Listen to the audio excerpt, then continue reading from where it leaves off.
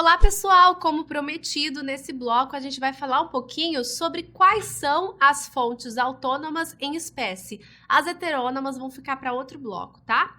Relembrando, pessoal, fontes autônomas são aquelas nas quais as partes se sentam e negociam as normas que vão viger aquela relação. Então, é uma fonte, é uma norma feita pelas partes, tá?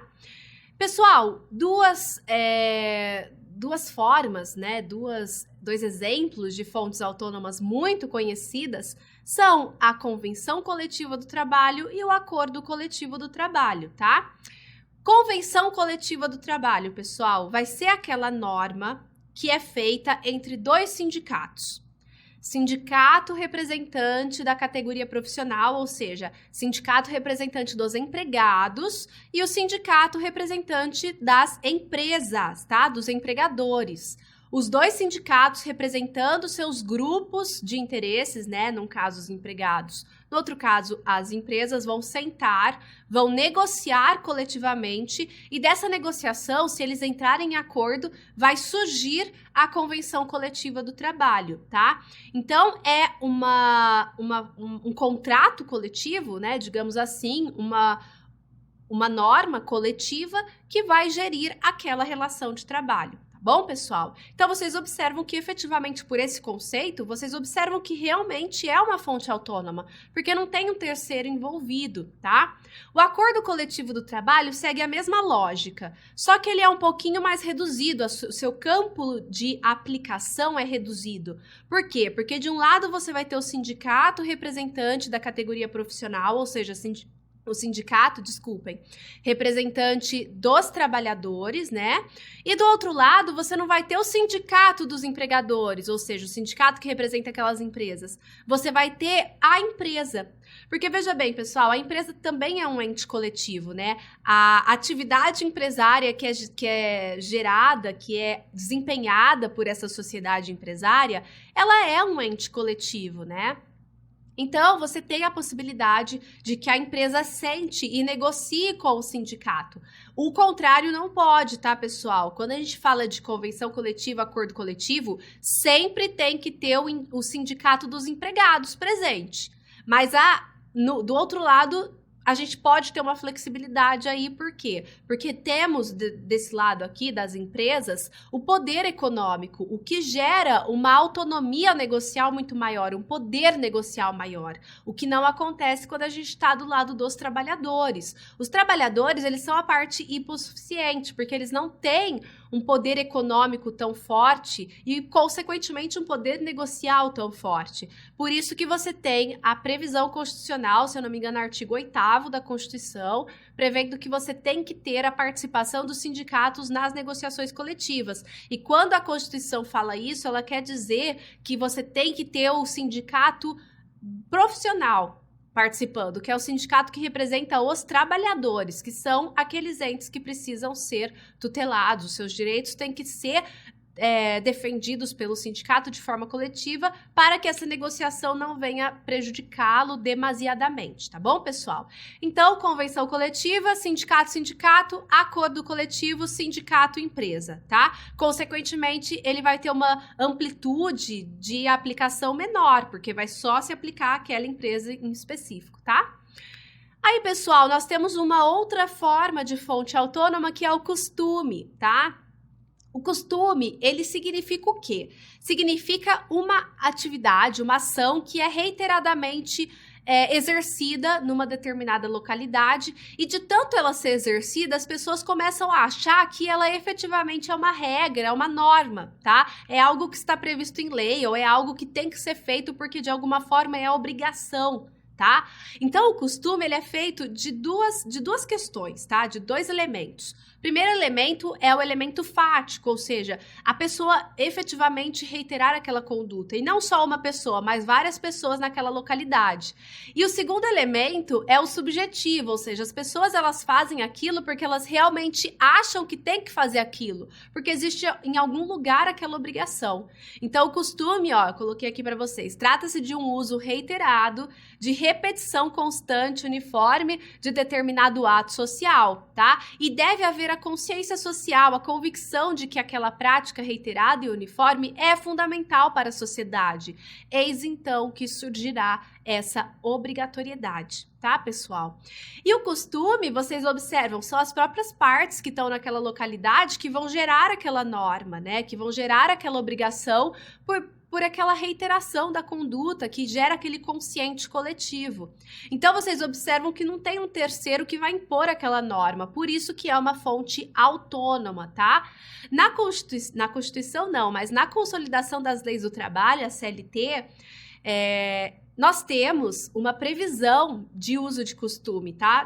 Dada a sua importância. No artigo 460, vocês vão observar que há a previsão de que quando nós não temos a estipulação do contrato que vai ser acordado entre aquelas partes, tá? Então, na falta de estipulação de contrato e não havendo provas sobre qual seria a importância que foi ajustada, o empregado ele terá direito a receber um salário igual ao daquele que na mesma empresa fizer serviço equivalente ou do que for habitualmente pago para serviço semelhante. Ou seja, você tem a possibilidade de, pelas provas, observar mais ou menos o que era convencionado, né, naquela empresa, para aquele serviço semelhante, num trabalhador que exercia a mesma coisa, mas se não tiver ninguém naquela empresa que exercia aquela mesma função, aí você vai começar a observar naquela localidade o que era pago de costume para um trabalhador que exercesse mais ou menos aquela função. Entenderam? Então, vamos lá.